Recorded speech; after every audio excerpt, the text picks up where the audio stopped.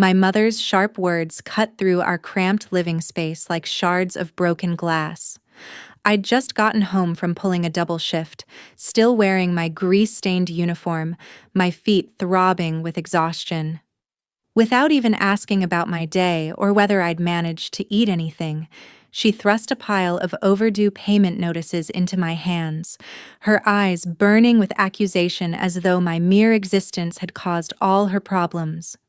Her look suggested I was personally responsible for everything that had gone wrong in her life.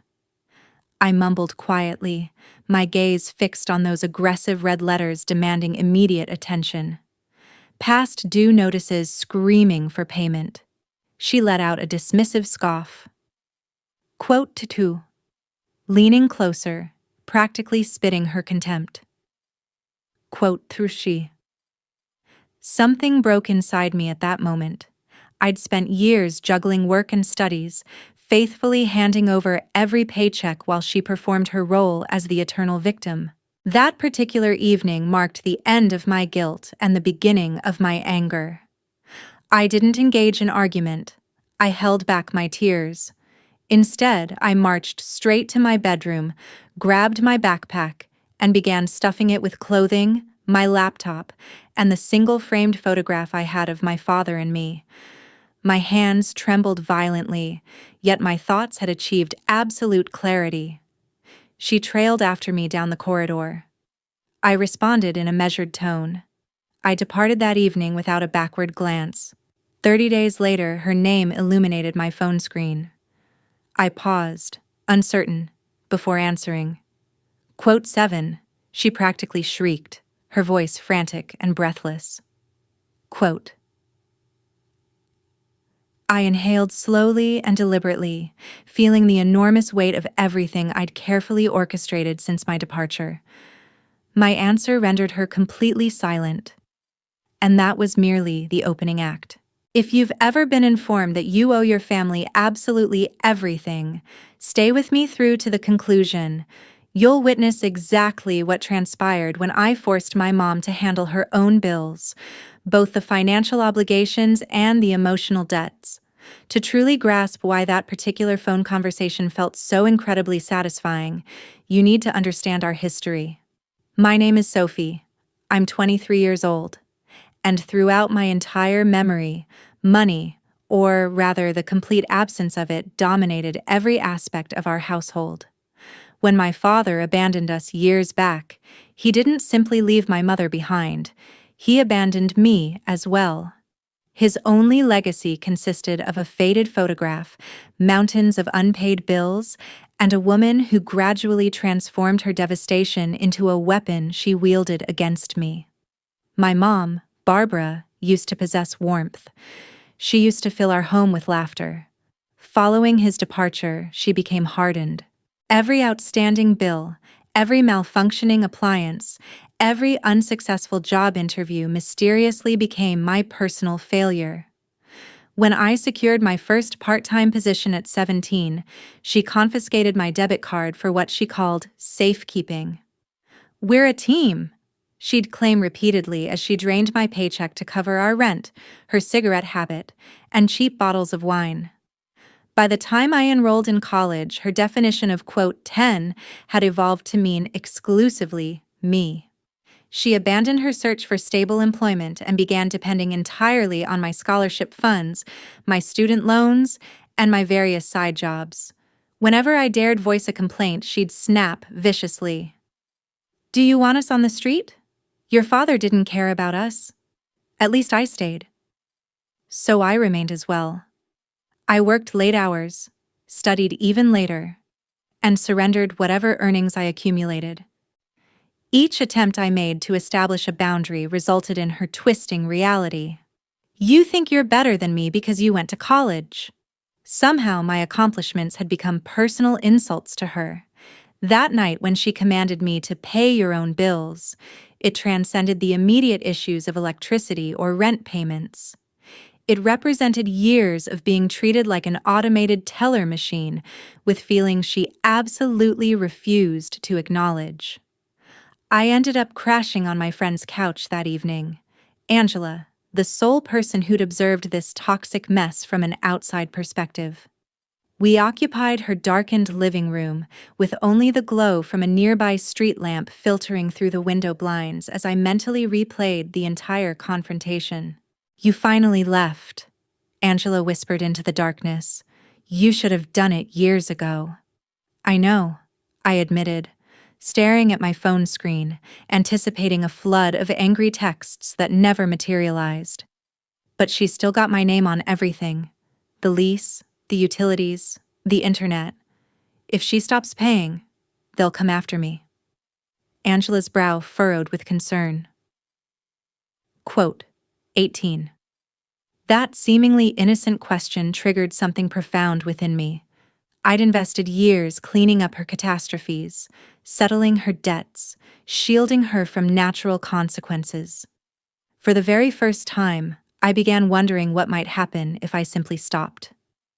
Several days afterward, I returned to my old apartment to collect my remaining belongings while she was absent. That's when I discovered it. A thick envelope resting on the table bearing my name, not her name. Mine. Quote 19. The bold letters proclaimed. I tore it open and my stomach plummeted. This wasn't merely the electricity bill. It was a credit card I'd never authorized. Thousands upon thousands of dollars in accumulated debt registered under my name. I stood completely alone in that silent, suffocating apartment, clutching the undeniable proof that this situation wasn't simply a struggling single mother depending on her daughter's support. This was outright betrayal. In that precise moment, my thoughts of revenge stopped being vague fantasies and quietly transformed into a concrete plan. I seized that envelope along with several others I'd previously overlooked and rushed back to Angela's place, my heart hammering so violently I could sense it pulsing in my throat. We scattered the letters across her coffee table like evidence at a crime scene.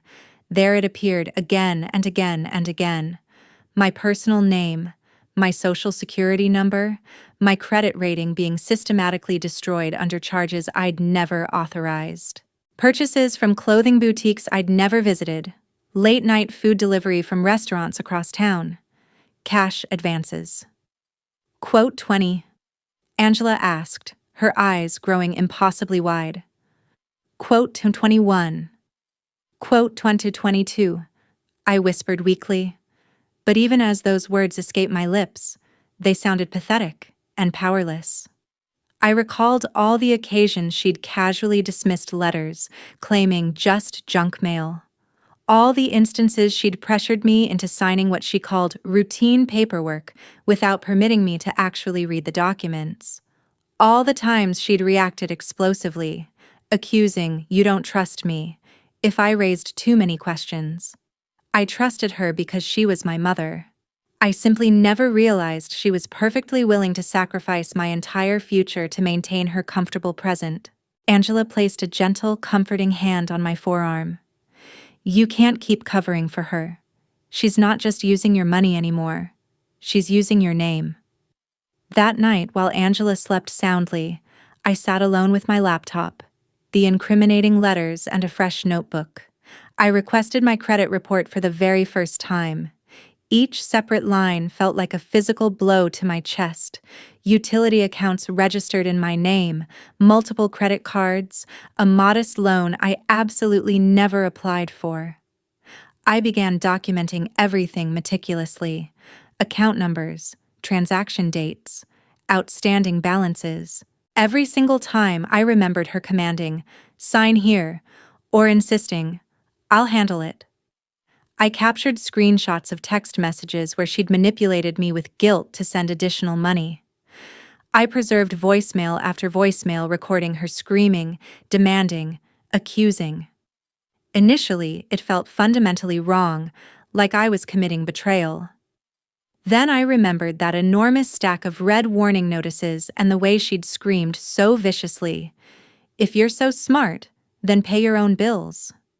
The way she'd never once offered an apology for dumping her entire life's burden on top of mine. The following day, Angela physically dragged me to a free legal aid clinic.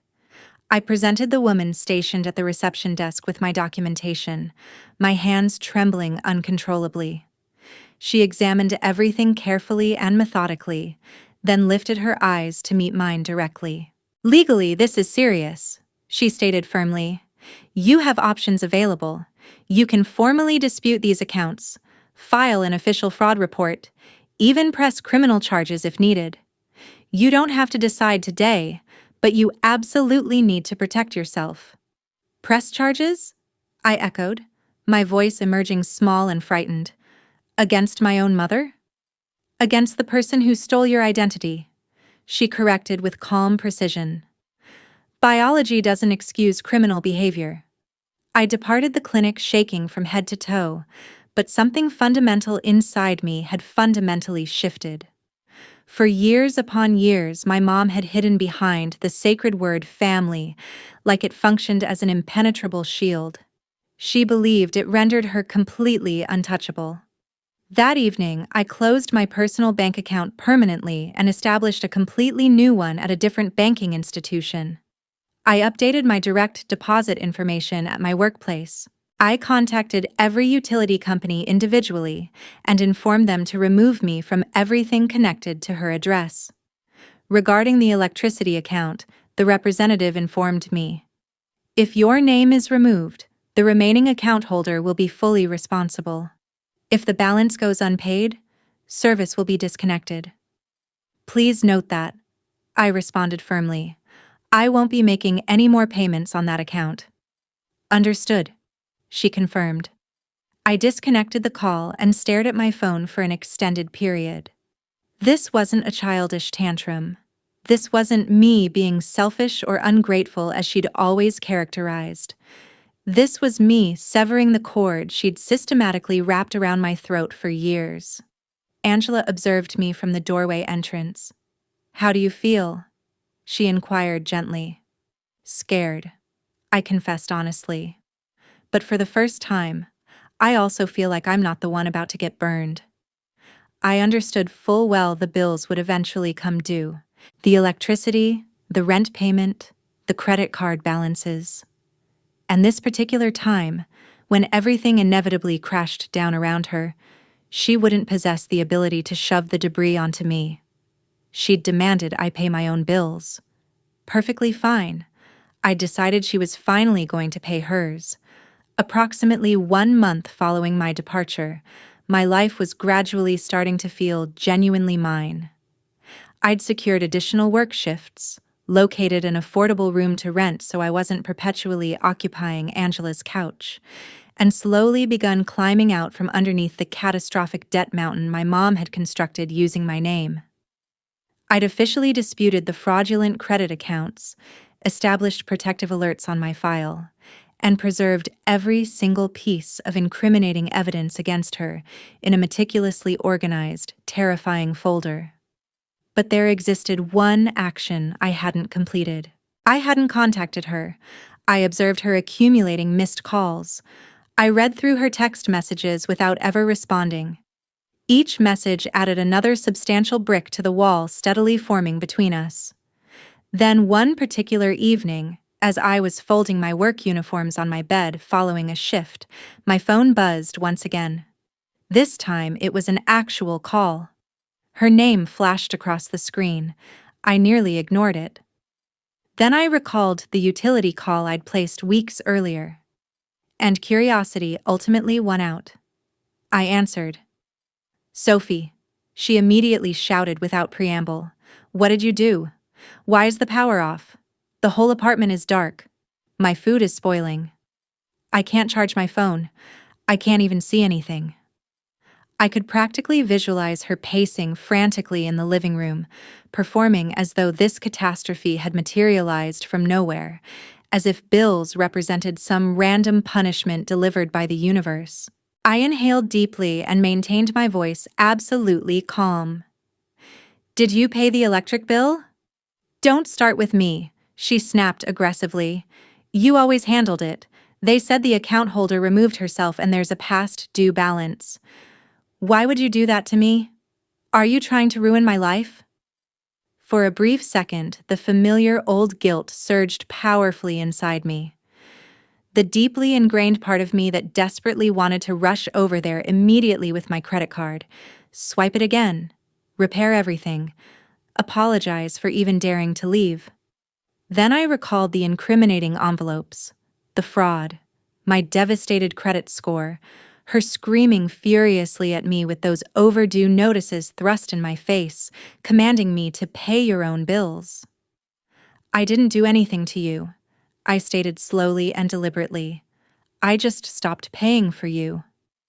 Absolute silence. What is that supposed to mean? She demanded indignantly. It means the electricity account is now exclusively in your name alone, I explained patiently. I removed myself. If you don't pay it, they cut it off. That's how it actually works. I'm not your cosigner. I'm not your guarantor. And I'm not your backup plan anymore. You ungrateful child, she hissed venomously. After everything I've sacrificed for you, you're just going to abandon me in the dark. You didn't sacrifice for me, I corrected, my voice shaking but remaining steady. You sacrificed me. You stole my money. You opened credit cards in my name. You wrecked my credit. You made me responsible for your entire life, and then blamed me every single time it wasn't good enough. That's not true. I'm your mother, she screamed desperately, as if that singular word magically erased every documented fact. I have copies of everything, I replied quietly and firmly. The accounts, the signatures, the statements. I've already started disputing them. I talked to legal aid. This isn't just family drama anymore. She fell completely dead silent. Sophie, she finally whispered, her voice suddenly transformed into something small and vulnerable. You wouldn't turn on me like that. You wouldn't drag strangers into our business. Our business? I repeated carefully. You turned it into my business when you put everything in my name. Breathing heavily and audibly, she attempted deploying one final weapon. If you tell anyone, I'll make sure the whole family hears how you abandoned me. They'll all know how selfish you are. I almost released a bitter laugh. Good, I responded evenly, because I'm done being the secret you hide your behavior behind. If you want to talk to them, we'll all talk. With proof. The phone line crackled with her stunned, disbelieving silence. For the very first time in my entire life, I wasn't desperately begging her to calm down. I wasn't apologizing merely to end the confrontation. I was the composed one, and she was the one spiraling out of control. Get used to it, I added quietly but firmly. The power going off? That's just the first bill coming due. I terminated the call before she could formulate a response. My heart racing wildly, my hands trembling uncontrollably. It felt like leaping off a cliff and realizing midair that you might actually land safely on your feet. My revenge wasn't setting her ablaze, it was refusing to set myself on fire to keep her warm. But I knew her character intimately. She wouldn't surrender quietly, and I was absolutely right. Because the next time she contacted me, she didn't call simply to scream. She called to threaten me directly. The text messages arrived first. Quote, 71. I ignored them systematically until one particular message made my stomach twist painfully. Quote, 72. There it materialized, a completely familiar pattern. If she couldn't control me directly, she'd control the narrative others believed about me. Not this time. My aunt contacted me the following day, absolutely full of righteous indignation. Quote, in 73. I permitted her to rant completely. Then I stated calmly, I quote, 74, kini quote anit, 75 to ka, ki quote, 76. I interrupted decisively. Ki quote, 77. There followed a significant pause. Quote, 78. That evening, I entered my aunt's house with my folder secured firmly under my arm. My mom had already arrived, positioned on the couch, appearing diminished and fragile, wrapped in an oversized sweater as if she represented the innocent victim in this entire situation. She refused to look at me, My aunt rose to her feet. Sophie, this has gone far enough. Your mother is ashamed to even share how bad it is. You owe her. I opened the folder deliberately and calmly positioned a substantial stack of papers on the coffee table. I owe her the truth, I declared firmly. Electric bills registered in my name, credit card statements, the personal loan application completed with my personal information, and what was unmistakably my mother's handwriting pretending to be mine. My credit report, page after devastating page, I stated quietly but insistently. My aunt lifted a paper, her expression growing troubled. Quote, 82. Quote, 83. I confirmed. Quote, 84. My mom shot to her feet explosively. Quote, 85. She hissed malevolently. Quote, 86. Quote, 87. I responded, cutting her off. My voice was trembling, but I refused to stop. Quote, 88. My aunt's complexion went ashen pale as she continued flipping through additional pages. Barbara, is this true? My mom's carefully constructed mask cracked visibly. Quote, 90? She snapped defensively. Quote, 91. Quote, 92. My aunt shot back, her voice now trembling with anger directed not at me. Mom glared at me intensely, her voice dropping low and venomous. I replied steadily. I reached into the folder one final time and extracted the ultimate document, a printed email thread. I explained. My aunt read intently, her eyes widening progressively. I stated quietly, but without apology. Quote 99. My mom lunged desperately for the incriminating papers, but my aunt stepped physically between us. Quote $100, she declared sharply. A quote, one. Quote, 102. My mom insisted desperately. A quote, Quote, 104. I interrupted firmly. A quote, 105. The doorbell chimed unexpectedly. My aunt frowned with confusion. I revealed, my heart hammering frantically. The landlord stepped inside, appearing awkward but maintaining firmness. He glanced toward my mom with obvious discomfort. My mom's face completely drained of all color. Eviction. You've received multiple notices, he stated, not unkindly. I'm sorry, but we can't keep a tenant who doesn't pay and whose cosigner has legally withdrawn. Mom turned toward me, horror and fury swirling visibly in her eyes. You did this. You're throwing me out of my own home. I swallowed hard against the lump in my throat. No, I just stopped letting you use my name as a shield. Whatever happens next, that's between you and the bills you told me to stop paying. The room practically crackled with electric tension. You're going to regret this, she whispered menacingly. Do you hear me, Sophie? One day you'll need me, and I'll remember this. I thought about my demolished credit, my years of chronic stress, those countless nights I'd cried over numbers blazing in red while she dozed comfortably on the couch with the television droning. I answered honestly, and for the very first time in my life, when she stormed dramatically out of a room, I didn't follow behind her. But the consequences of that particular evening arrived faster and struck harder than even I had anticipated. The subsequent days felt absolutely surreal. My aunt ceased defending my mom entirely. Instead, she began calling me, asking how to repair things, how to genuinely help. Word circulated rapidly through the family, but this time not because my mom had twisted the narrative first. They'd witnessed the documentation. They'd heard the landlord's testimony. They'd realized I hadn't abandoned her callously. I had escaped systematically. My mom, conversely, doubled down aggressively. She bombarded my phone with messages that swung wildly between desperate pity and volcanic rage. Quote, 119. Then, when I maintained my silence, Peaches, quote, 120. I blocked her number permanently. It felt simultaneously brutal and absolutely necessary. At work, I began accepting more hours consistently. I met with a counselor at my school who helped me comprehend that what I'd experienced wasn't tough love or normal struggling single mother behavior. It was abuse. Financial, emotional, psychological. I confessed during one session. She explained gently. Quote 124. Meanwhile, the legal and financial pieces gradually started shifting favorably. Several fraudulent accounts were frozen pending investigation. Official investigations were formally opened.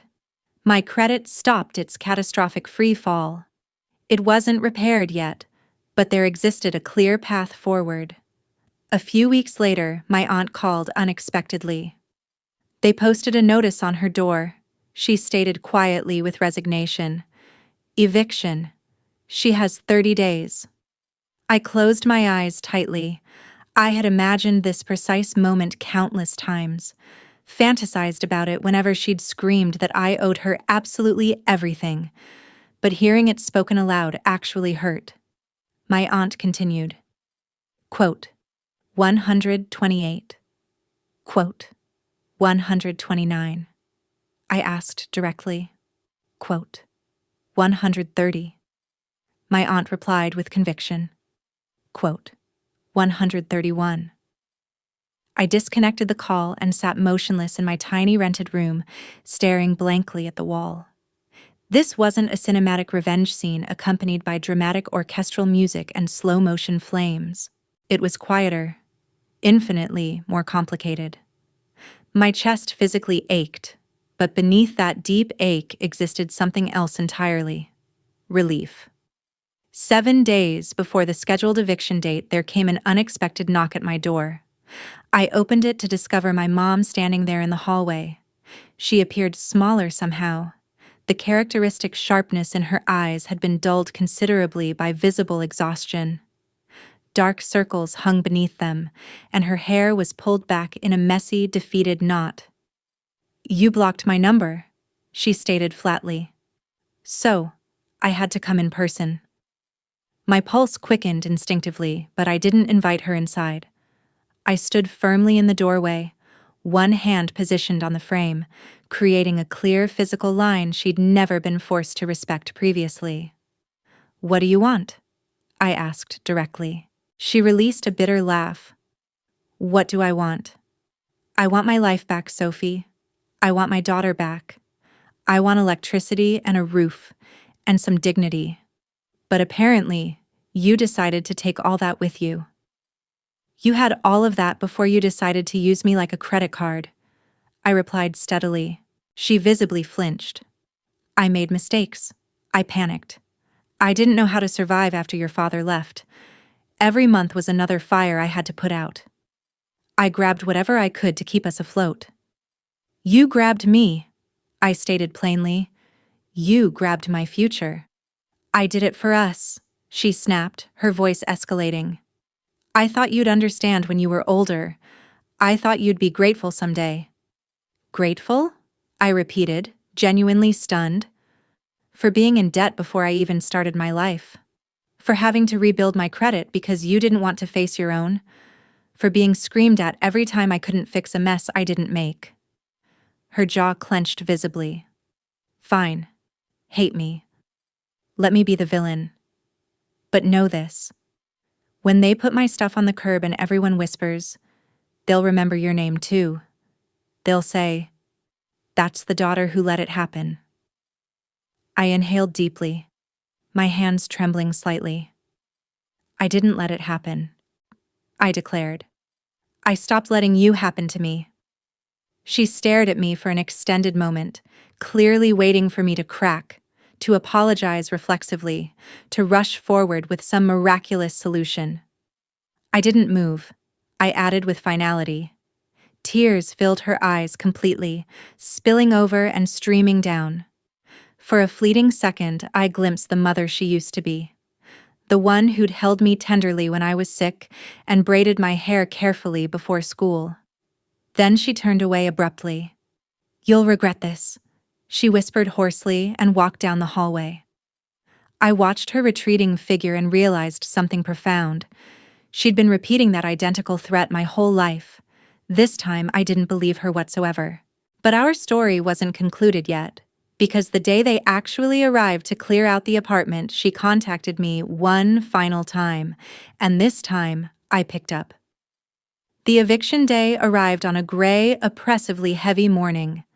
I knew the exact date, but I hadn't planned on going anywhere near that building.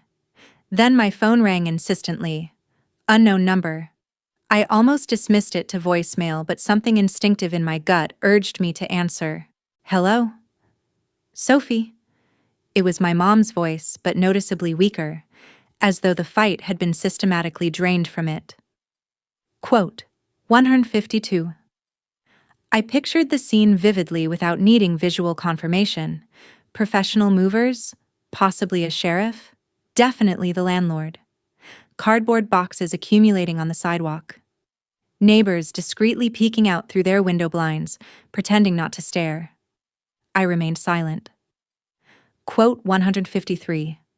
She continued with hollow resignation. Quote 104. They were exclusively her things now, not ours. That distinction mattered significantly. Quote 155. She trailed off, a bitter laugh escaping. Quote 156. Quote 157. You mean the result of your own? Quote 158. Are you happy now? Quote 159. You got your revenge. The power's off. The bills are in my name. I'm losing the apartment. You win. This was never about winning. It was about surviving. I didn't burn your life down, Mom. I just stopped holding up the parts you refused to touch. You could have helped, she whispered desperately. You could have fixed it. I did help, I replied firmly. For years. With money, with time, with my mental health. You never called that help. You called it what you owe me. The moment I asked for balance, you called me selfish. The moment I left, you called me ungrateful. The moment I protected myself, you called it revenge. Isn't it? Quote 167. Admit it. You liked hearing the panic in my voice when the power went out. Quote 168. Yeah. Quote 169. Part of me did. Part of me needed you to feel even a fraction of the fear I felt every time you slammed another bill on the table and told me to fix it. But the difference is, when the lights went out for you, you still had options. You're an adult. You can work. You can get help. When the lights went out for me, I was a kid, and you were the one flipping the switch. She didn't answer immediately.